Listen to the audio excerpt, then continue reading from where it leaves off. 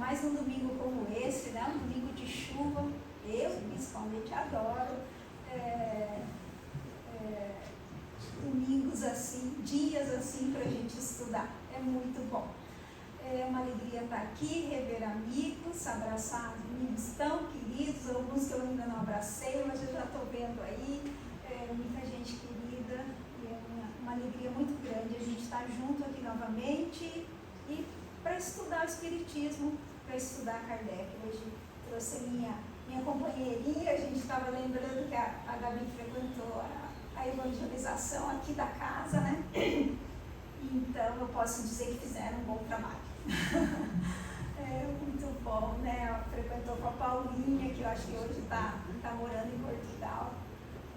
Era evangelizadora dela. E é muito bom esse trabalho, é um lindo trabalho, né? Então é tão bom quando a gente consegue estar junto aqui na casa, envolver a família, participar das atividades. A gente vai falar um pouco sobre isso hoje. Eu escolhi esse tema, o bem e o mal, um tema que é tratado por Allan Kardec, né? Vocês sabem que eu gosto bastante de fundamentar meus estudos na obra de Allan Kardec, então eu trouxe várias referências hoje, tá? Não se preocupem, tem bastante texto, bastante orientação de estudo, mas isso aqui fica só como dica mesmo para a gente, para aquele que quiser aprofundar esse tema. Nós temos aí muitas referências na obra de Kardec e fora dela também, tá? Que a gente restringe às vezes um pouco, você foca em determinado autor para ficar mais fácil de desenvolver o estudo. Eu fiz um estudo algum tempo atrás da escolha das provas. E quando a gente vai falar da escolha das provas, a gente precisa entender um pouco o que é o bem e o mal, porque eu preciso entender se eu vou escolher as provas que eu vou passar aqui na vida. Né? Então, isso que os espíritos disseram a Allan Kardec. Tudo que nós passamos aqui na Terra foram nossas escolhas antes da nossa encarnação. Ah, tudo, até os detalhes? Não, os detalhes não, tá? A gente não vai tratar desse tema hoje, a gente já falou sobre isso, eu acho que tem até gravado, né, Cineia? Um estudo que a gente fez aqui sobre a escolha das provas. Então, nós escolhemos o contexto onde a gente vai reencarnar. Então, a determinada família, o país que nós vamos viver, e aí, junto com isso, as provas, né? Aquilo que a gente precisa aprender. Para fazer uma boa escolha, eu preciso saber o que é o bem, o que é o mal. Porque eu vou escolher o bem, eu devo escolher o bem, mas nem sempre a gente faz essa escolha. Muitos de nós escolhemos, às vezes, o caminho do mal, ou algumas ações que não são no bem, por ignorância mesmo, tá? E tudo isso Deus julga, Deus leva em consideração. O que nós já sabemos, a nossa ignorância, o que a gente já sabe e a nossa intenção. Então hoje eu trouxe aqui alguns textos para a gente pensar um pouquinho sobre isso. O que é o bem? Se é tão relevante eu entender e se algumas vezes eu faço escolha fora do bem, né? Porque eu não sei, ou a gente vive situações aqui na vida, e é muito comum isso, em que a gente vê pessoas fazendo algumas escolhas que não são boas escolhas, né? Então eu preciso refletir isso na minha vida e colocar, fazer com que aquilo que eu preciso passar nessa vida, que eu consiga realmente passar com eficiência. É para isso que nós estamos encarnados aqui, para passar por experiências e desenvolver o nosso espírito. É esse o objetivo da nossa encarnação. Então, entender como fazer essas escolhas, como passar pelas provas, entender o que é uma prova, aquilo que eu posso mudar, aquilo que eu posso agir melhor e aquilo que não está nas minhas mãos, isso é fundamental. Onde está isso? Lá na terceira parte do Livro dos Espíritos, tá? Para quem quiser já algumas referências de como estudar o bem e o mal. Lá na terceira parte, quando Kardec vai estudar as leis morais, ele vai tratar da nossa vida moral. O que é a moral, né? Eu até nem trouxe essa definição aqui, mas uma das primeiras perguntas que ele faz, o que é a moral, né? É a regra de bem Foi isso que os espíritos responderam para Allan Kardec. A regra de bem proceder. Então a gente precisa entender o que é esse bem proceder. E aí a pergunta seguinte que Kardec faz aos espíritos é essa que eu trouxe aqui. Como se pode distinguir o bem do mal? Então, como que eu sei o que é o bem? Como que eu separo o que é o bem e o que é o mal?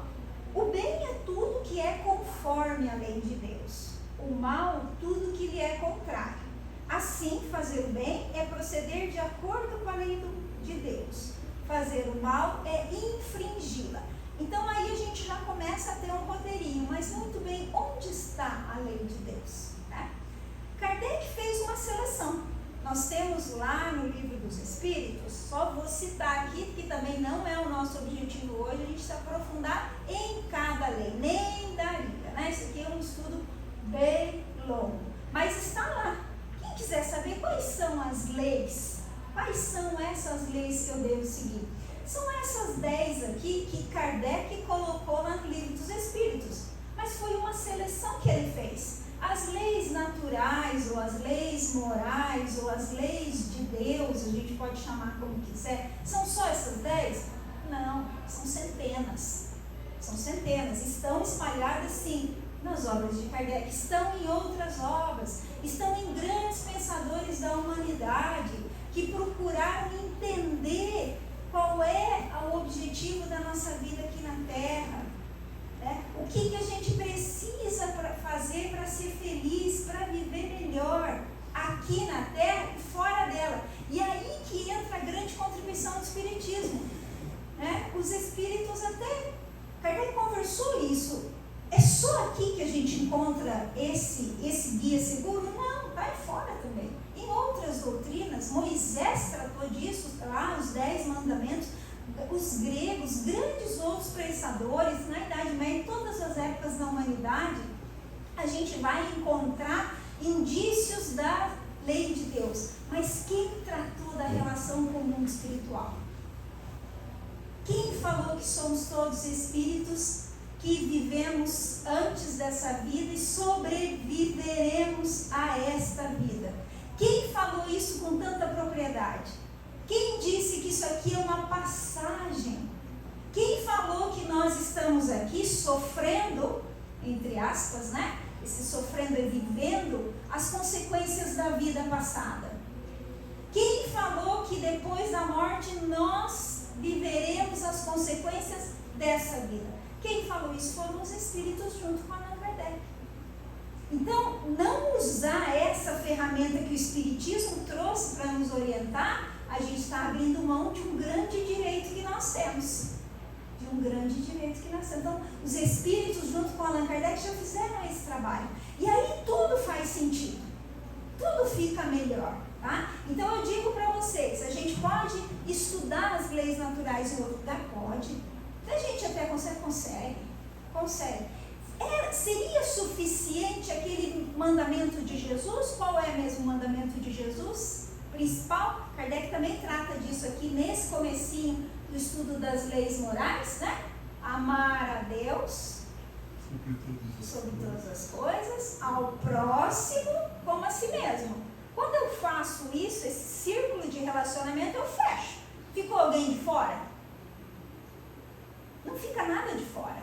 Deus, o próximo, quem é o próximo? Todo mundo, tudo, e nós. Não fica nada de fora. É fácil? Não é, Não é.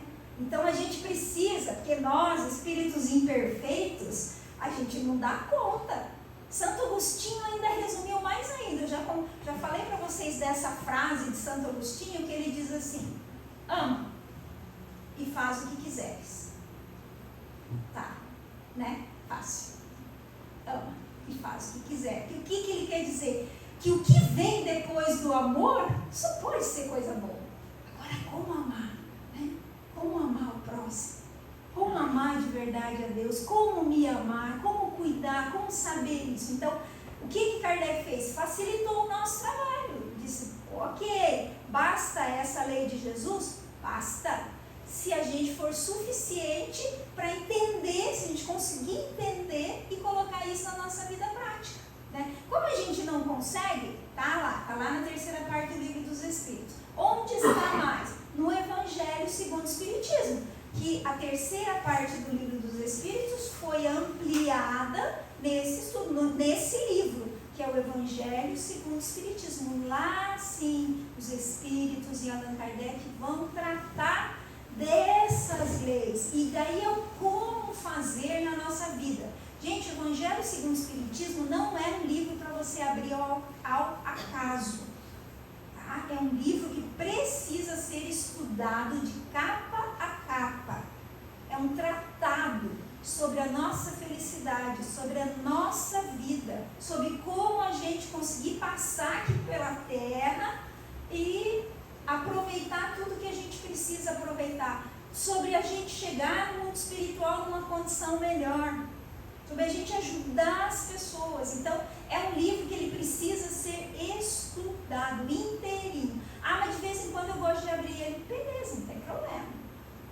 Vamos lá, tá bom, é ótimo, né? Às vezes a gente precisa mesmo, né, pegar momentos assim que a gente precisa. Não tem problema, mas ele merece, para o nosso bem, ele merece ser estudado inteirinho, item a item, estudar, meditar e trazer para a nossa vida, tá?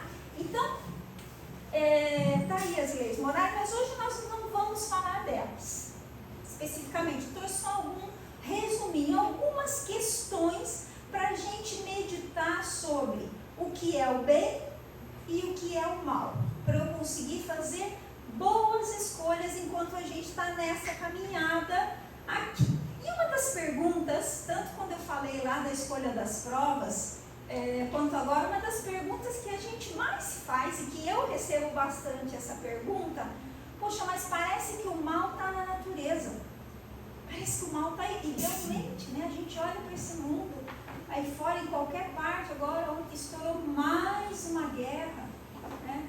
Fora as guerras que já estão em andamento. E não é só guerra lá fora, é aqui volta, é gente sendo morta, é gente sendo roubada, é gente sendo violentada, né? Então é tanto mal que a gente vê, não só aí fora, aqui dentro também. A gente tem nossos momentos de raiva, de ódio, tem nossos momentinhos, né? Talvez não sejam tão grandes assim, mas nós temos também. Então parece que esse mal está aí. E aí? E Deus não está olhando? E o que fazer? Né? Então, essa é uma pergunta que Kardec fez aos espíritos.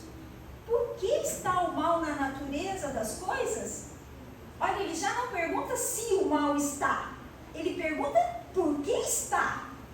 Ou seja, nessa pergunta já tem uma afirmação.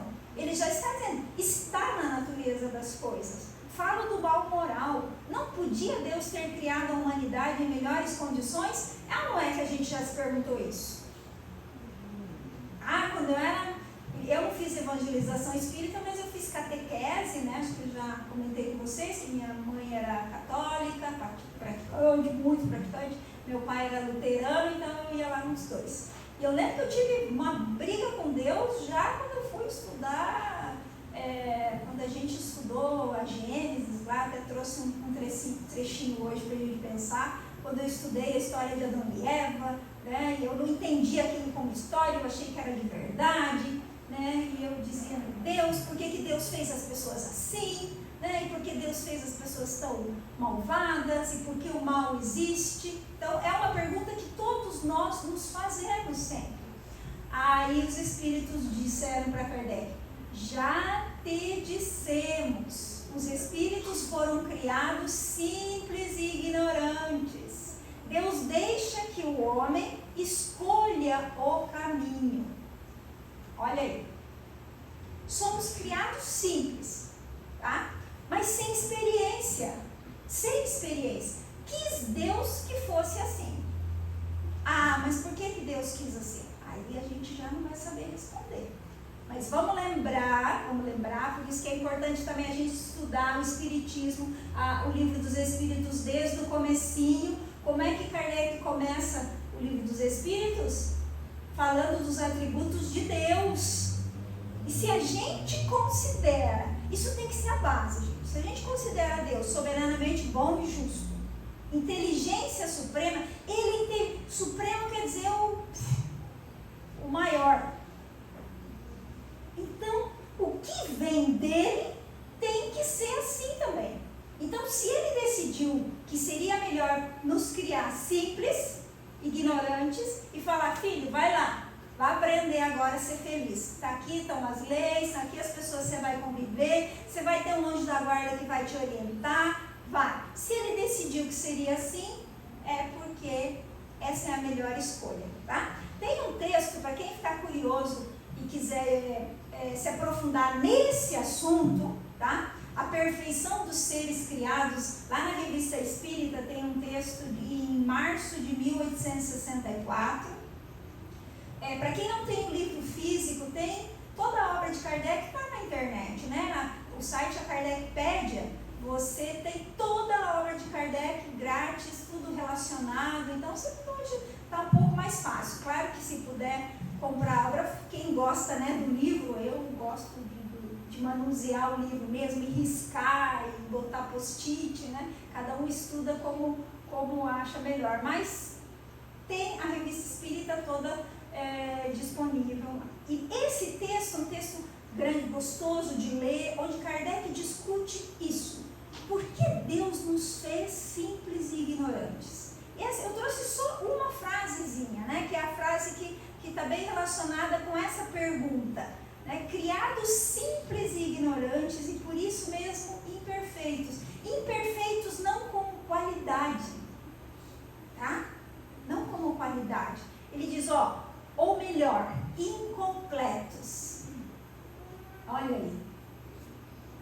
Incompletos. Então, em simplicidade, sem conhecimento, sem desenvolvimento moral. Tudo isso a gente vai aprendendo à medida que a gente vai adquirindo experiências.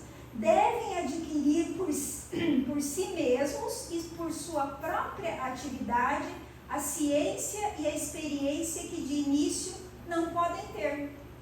Então Deus decidiu assim, né? Essa é a caminhada. Quando a gente olha para o desenvolvimento nosso aqui na Terra, de criança, é mais ou menos isso que acontece, né? A criança nasce, se a gente olha só aqui para a Terra, né? Com um olhar espiritual, os espíritas não podem pensar assim, hein? Aquele serzinho que está ali não é uma folha em branco, não. A gente já veio com todas as nossas experiências. Mas se a gente fizer um recorte, olhar para a Terra, a experiência, né? A gente começa assim, né? A criança, no início, ela não tem as suas faculdades em pleno desenvolvimento e ela vai aprendendo. É assim, a vida do espírito é mais ou menos isso, aqui muito mais amplo. Como a gente aprende? Nas encarnações, principalmente é aqui nas encarnações que nós passamos por provas. Quando nós passamos por provas e a gente não faz a escolha no bem, a gente desvia do caminho. Lembra aquele caminho? Eu até coloquei uma fotinha aqui, né? Tem vários caminhos aí. Deus deixa. Mas por que Deus deixa, então? Porque uma das leis morais, olha lá, é a 9ª lei moral, é a lei de liberdade. Deus entendeu que a gente devia ser livre. E aí, é isso. E aí ele deixou a gente escolher, olha só. Ele deixa a gente escolher ir no caminho do mal. Só que isso é um desvio. Isso é um desvio. Que depois a gente vai ter que voltar. Porque uma das leis é a lei de progresso. É a lei de progresso. A lei de evolução. Então todas as leis, elas se tocam e elas caminham juntas. Eu preciso progredir. Eu tenho liberdade para ficar estacionado? Tem, por um certo tempo, mas vai chegar um momento que Deus vai falar, meu filho, vamos crescer. E a gente fica olhando para os outros, né, e vai vendo, e a gente vai sentindo, né? Os espíritos também falam isso, que às vezes é necessário que o mal chegue a um extremo. É triste isso, sabe? Quando a gente vê, por exemplo, guerras, né, e tanta violência, parece que é necessário que o mal chegue ao extremo para a gente conseguir entender que o caminho da nossa felicidade mesmo tem que ser o caminho do bem. Não dá para ser o caminho do mal, tá? Então, quis Deus que a gente passasse por essas experiências para nos desenvolver. Daí a necessidade da gente entender o que é o bem e o que é o mal. Trouxe uma outra questão aqui, porque essas questões algumas que eu fui pensando, vão nos ajudar a trazer o entendimento para a nossa vida prática. E essa aqui é uma questão que eu acho fundamental e que acontece bastante. Olha só, não sei se acontece com vocês, mas acontece comigo, por isso eu achei bom refletir sobre ela. Será tão repreensível? Só antes de eu ler essa questão, a gente sabe, a gente já entende que tem coisas que a gente não pode fazer. Posso tirar a vida de ninguém, posso matar ninguém, posso roubar. Então tem algumas questões que são básicas, que a gente já sabe, e a gente não faz isso, né? Acho que a gente já passou um pouco dessa fase, nós não fazemos isso, nós fazemos algumas outras coisas, tem outras maldadezinhas que a gente ainda faz, né? Bem poucas, eu ouvi dizer que aqui no meio a coisa tá beleza, né? Mas aí por fora não tá tão não, né? Então, olha só, a pergunta de Kardec é muito inteligente, né? Porque ele nos ajuda a trazer a coisa para a nossa vida prática. Será tão repreensível desejar o mal quanto fazê-lo? Que às vezes a gente tem uma vontade de dar uma matadinha em alguém, né? A gente tem uma vontade, torcer o pescocinho, tem umas vontadinhas. Só, e aí? E aí? Eu não vou, eu não faço, né? Mas é repreensível? Porque essa é uma questão também que eu sempre me fiz. Eu falei, ai meu Deus, por que Deus não me fez boa já, né? Por que eu sinto essas coisas? E eu sinto. De vez em quando a gente sente uma raivazinha, a gente sente um ódiozinho, a gente sente um ciúme, uma inveja, uma tristeza. Tudo isso são coisas que não são boas. E não são boas, e a gente sente. E como é que faz para não sentir? Dá para olhar, né, aquela coisa errada que a gente fazia, engole o choro. Não dá para ser assim. A gente não pode fazer isso, porque não é assim. Não dá, não fica triste. Não tem uma coisa que deixa a gente, mas não sei se com vocês, quando você está assim, irritado e vem alguém e fala, calma, calma, não é assim. Isso aí foi constatado e é antigo. Eu não sou da filosofia, mas quem é da filosofia, quem estuda, sabe que nas paixões da alma, Descartes já falou que a gente não consegue atacar uma paixão ruim diretamente. Como é que a gente trabalha com ela? Indiretamente. Então, se eu estou triste, eu vou encontrar mecanismos usando a inteligência, né? Usando o raciocínio, eu vou encontrar mecanismos para sair desse estado. É isso aí, né? Esse é mais ou menos o caminho, bem simplificado, tá? Bem simplificado, mas é isso. E os espíritos confirmaram isso, os espíritos dizem isso. Para a gente tratar dos nossos vícios ou das paixões ruins, a gente tem que colocar algo que seja contrário, como através do uso da razão. Mas o que eu faço quando eu sinto, né? E olha só a resposta dos espíritos. A resposta é linda e nos alivia, porque ele diz assim, depende. Puxa, há virtude em resistir-se voluntariamente ao mal. Olha aí que lindo. Ao mal que se deseja praticar, sobretudo quando haja possibilidades de satisfazer-se a esse desejo. Então, eu sinto uma raiva. Eu posso ir lá e prejudicar alguém, mas eu já sei que isso não é uma escolha no bem. Então, eu resisto. Falo, não vou fazer isso. Por que eu não vou fazer? Porque não vai resolver, porque esse não é o caminho, porque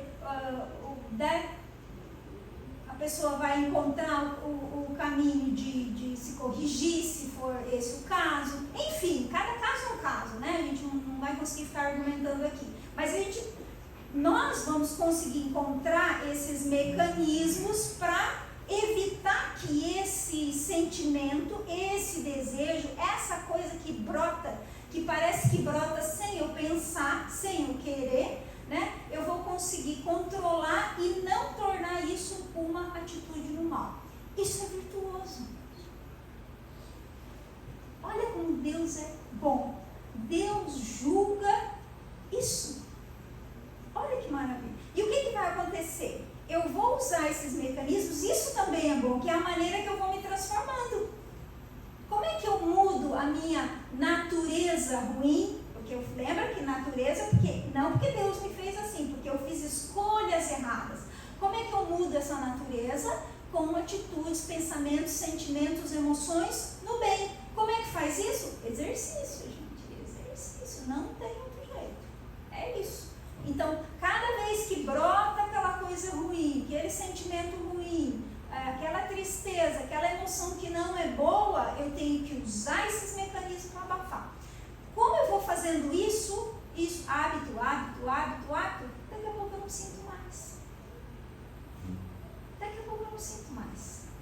Como hoje em dia a gente não sai matando ninguém por aí, a gente já conseguiu controlar isso. Vamos imaginar que no passado, lá em outras encarnações, a gente tenha feito isso. Não digo que fez, mas se fez, né? Hoje a gente não faz mais. Então, como não faz mais? Nós aprendemos. Aprendeu, está aprendido. Depois que o espírito se transforma, passa por provas, aprendeu, não volta mais. Essa é uma das leis também, que não está aqui nessa relação das 10 leis, mas ela é uma lei. A não retrogradação da alma. A alma, depois que aprendeu. É como saber ler. Falo para vocês, olha aqui para a tela, mas não lê. Tem jeito? Consegue? Se você sabe ler, você bateu o olho, leu. Assim é a alma. Depois que aprendeu, está aprendido. Não volta mais, a gente não consegue.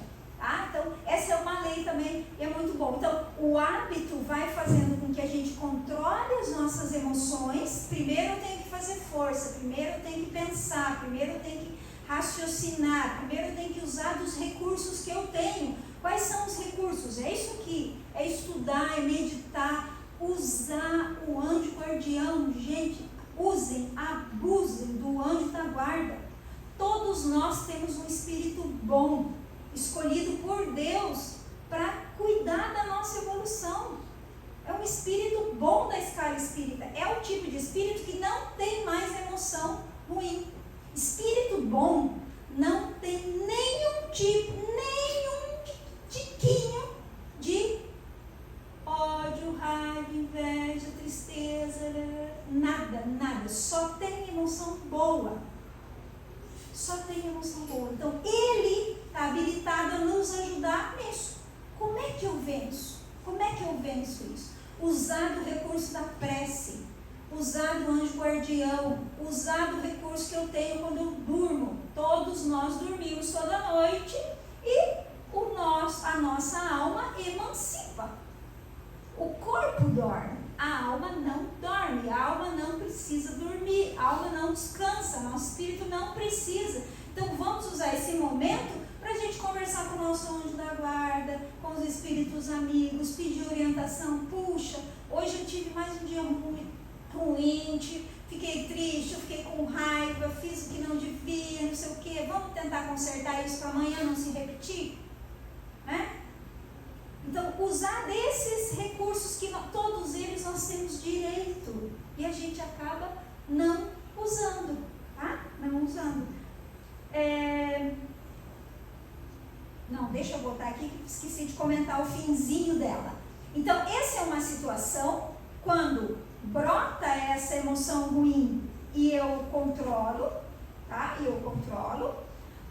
Isso vai ter uma consequência, ou quando brota essa emoção ruim e eu não faço porque tem alguém filmando, porque tem alguém vendo, porque eu sei que eu vou ser presa, porque eu sei que eu vou receber um castigo, entendeu? Então, por isso que a resposta aqui é depende. Se eu tenho essa emoção que não é boa e eu consigo controlar, ótimo, estou no caminho virtuoso. Se eu tenho essa emoção ruim e só não coloco ela em prática porque sou inteligente gente agora não dá porque vão me pegar, problema, esse não é um caminho virtuoso. Por que eu trouxe a questão aqui? Para a gente ver que a grande questão, não, o grande problema não é a ação. Fez uma mesma ação, olha lá, e teve um ataque de raiva, o outro teve um ataque de raiva, né? Nenhum dos dois executou, nenhum dos dois fez nada com isso, mas os dois podem estar espiritualmente em lugar diferente, entendeu? Por isso que Deus julga o nosso interior. Isso é uma maravilha. Isso é uma maravilha, porque aqui a gente disfarça, a gente esconde, nosso corpo disfarça. Se a gente é um pouco ator e atriz, a gente consegue, né? Disfarçar muito bem, a gente consegue enganar as pessoas que estão vendo só por fora. Deus não dá. Tá? Mas isso é uma bobagem se a gente quiser ir por esse caminho de enganar. Bobagem, porque isso não vai levar a nossa felicidade, a gente tem que estar sempre em alerta. Então não vale a pena. Vale a pena a gente ser o que é. Vale a pena pensar nas nossas emoções e tentar controlar de verdade. Pedir ajuda, falar, puxa vida. Às vezes usar um familiar, um colega, um amigo, colega de trabalho, colega do centro espírita. Olha o que eu fiz, olha o que aconteceu. O que você achou, hein? Né? O que você achou? Você achou que eu exagerei? Você achou que não foi bom? Vamos perguntar, né? Procurar ajuda profissional, às vezes a gente precisa. Então tem, assim, recurso, gente, não falta. Recurso não falta. Vamos seguir um pouquinho aqui. Para agradar a Deus, essa é outra questão que não é. Gente, a hora boa, hein? Para. Até que horas eu posso ir? 10h15. Senhor. Para agradar a Deus e assegurar a sua posição futura, bastará que o homem não pratique o mal? Bastará? Não, né? Então tá mais um probleminha aí para a nossa vida. Tá, então eu vou cruzar, não posso fazer o mal, tá? Então cruzo os braços e me isolo, basta? Não basta, você vai ficar onde você está. Lembrando, de novo, a encarnação aqui na Terra, ela é uma oportunidade de crescimento. Se eu não quero crescer, não preciso encarnar. Fica lá, tem muitos espíritos, a gente conversa com espíritos nas reuniões mediúnicas, que eles não querem encarnar, que eles ficam lá séculos, milênios. Qual que é o problema? O problema é que eles ficam onde eles estão. Eles não vão ter acesso ao desenvolvimento, ao progresso, aos mundos felizes. Vão ficar aqui, né, na linguagem popular, arrastando corrente aqui na Terra, porque ficam ligados a esse mundo de imperfeições. Né? Então, basta a gente não fazer o mal? Não basta. Olha a resposta, essa resposta aqui. Só essa resposta dá uma palestra com o Marcelo, a gente tem que pegar ela e só ela. Não basta não fazer o mal, cumpre-lhe fazer o bem no limite de suas forças. Tá? Porquanto responderá por todo o mal que haja resultado de não haver praticado bem. Essa parte final aí dói, hein? Olha só, eu tenho oportunidade. Quais são as oportunidades? Muitas oportunidades. E aí eu lembrei aqui, eu trouxe esse texto da revista do Céu e Inferno, só vou citar, fica de tarefinha aí para quem quiser ler. É um texto que chama Nulidade na Terra. Conta a história de uma mulher que ela encarnou, né?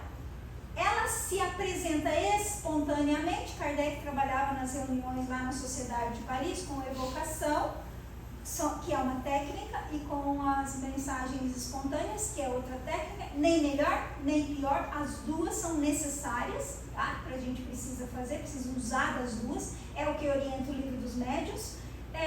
Essa mulher se apresenta espontaneamente e ela conta a vida dela. Ela foi mãe, teve 2 filhos, casada, e ela dizia assim, que a vida a aborrecia. Ela não cuidou dos filhos, ela não se dedicou ao marido, não cuidou da casa.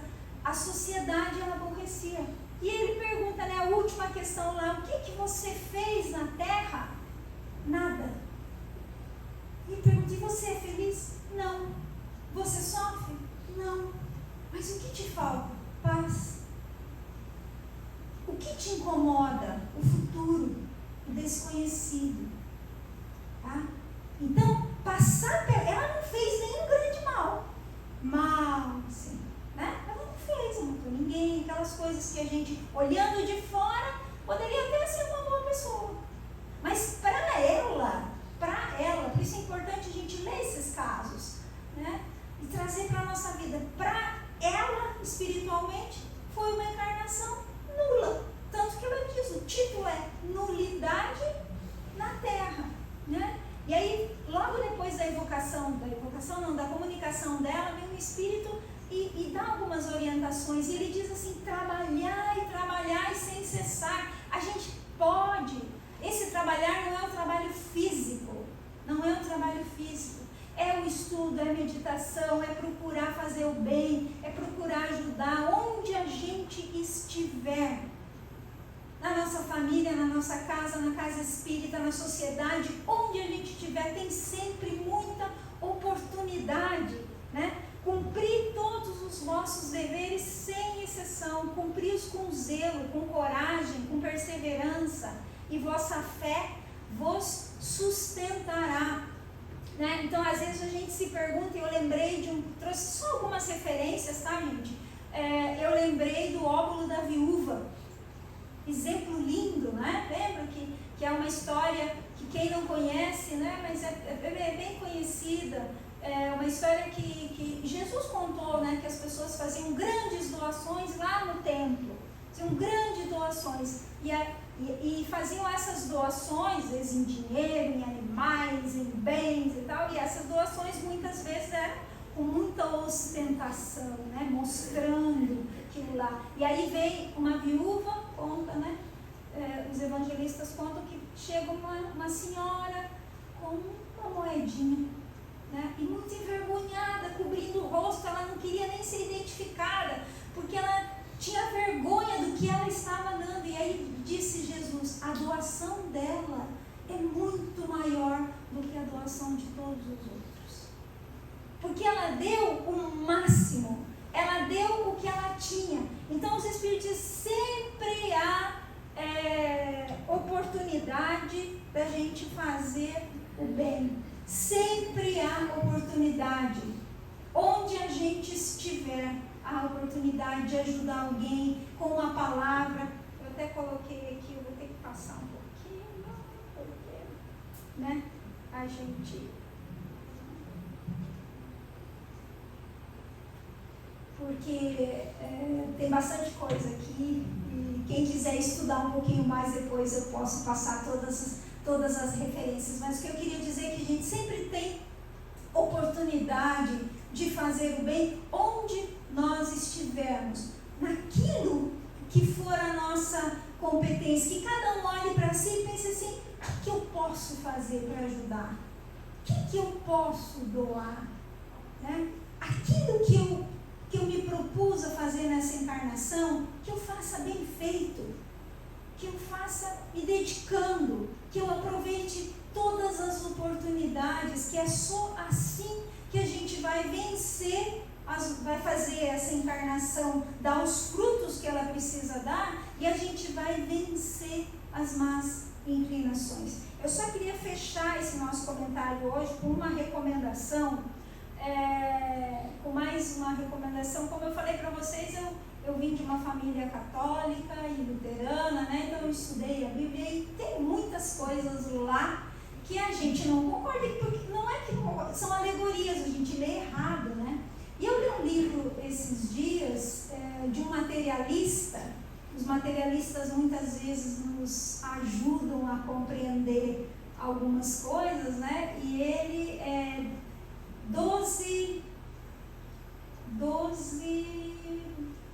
ações para a vida, do Jordan Peterson, não sei se é exato, 12 ações para a vida, eu acho que é isso. É um livro muito interessante. Eu geralmente não gosto dessas indicações de autoajuda, né, e tal, mas e ele faz uma comparação que me chamou chamou ele materialista, que me chamou muita atenção, que ele compara o bem e o mal, ele fala um pouco disso, e ele faz uma comparação da história de Caim e Abel, como dizendo o bem e o mal. Isso é uma alegoria, gente, isso é uma história, uma metáfora, né, que aconteceu assim. Então, se a gente traz a personificação de Caim como mal e Abel como mal em nós, tá? E Abel como bem, mas se a gente fica só na vida aqui na terra, se a gente fica olhando só para as coisas da terra, o mal parece que vence o bem. Caim matou Abel, que era o mal, que não agradou a Deus, matou Abel. Então parece que esse bem, quando a gente fica só nas coisas da terra, quando a gente não usa da ajuda e dos recursos espirituais, parece que o mal vence o bem. E aí esse autor, por isso que eu achei genial, ele faz uma comparação com as tentações de Cristo. E esse queria encerrar aqui com essa mensagem, com as tentações de Cristo, que também é uma alegoria. Quando a gente vai, o Espiritismo, né, vem nos mostrar como é um espírito puro, ele não sofreu tentações, né? É só uma metáfora. Mas o que venceu aí? Quem venceu? Aí o Cristo venceu. Então é preciso um pouco mais do que a vida na terra. E qual é a promessa de Jesus? Aí eu fecho aqui com um pedacinho lá do Evangelho segundo o Espiritismo, que é Jesus falando do jugo leve. E por que o jugo dele é leve nessa terra? E é isso que o Espiritismo veio revelar. Porque o mais importante não é a vida na terra, mas é a promessa de futuro, é a vida espiritual. Isso aqui é um barquinho que a gente usa para chegar lá. Essa vida na terra. Então, encarar a vida na terra como uma travessia, como uma vida transitória. E que o nosso verdadeiro objetivo é chegar lá, chegar na vida espiritual. Lá nós vamos ter a verdadeira felicidade. Claro que a gente tem que ir trabalhando para que a gente vá sentindo essa felicidade já aqui, enquanto nós estamos no caminho, e é possível, mas atender ao convite de Jesus, olhar essa vida como transitória, é garantia de a gente passar por aqui um pouquinho melhor. Até os materialistas pensam nisso. Olha só que coisa interessante, né? Claro que a gente não precisaria, né, ouvir um materialista para isso, né? Nós temos o Espiritismo, mas eu achei interessante, parece que vem, né, dizer assim, olha só, né, é isso aí, é isso, é Jesus mesmo, é Jesus que é admirado, até por quem não é cristão, né? Que coisa mais linda, e ele vem aí há tantos anos nos fazendo convite e às vezes nós não atendemos. Então fica esse convite aqui para a gente estudar. Desculpa se eu extrapolei, tem bastante coisa ainda para a gente comentar, mas é um convite ao estudo, a gente ter uma vida um pouquinho melhor. Muito obrigada pela atenção, pelo carinho de vocês e que Jesus nos abençoe.